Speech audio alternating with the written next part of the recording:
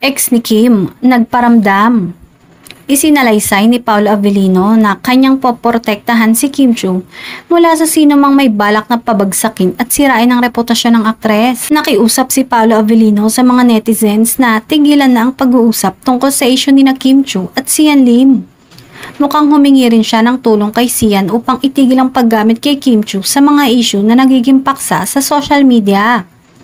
Ayon kay Paolo Avellino, kinakailangan ng itigil ang mga pag-atake kay Kim Chiu dahil nagkakaroon na ito ng negatibong epekto sa aktres. Nagsabi rin si Kim noon na hindi na siya magbibigay ng pahayag ukol sa kanilang hiwalayan ni Sian Lim.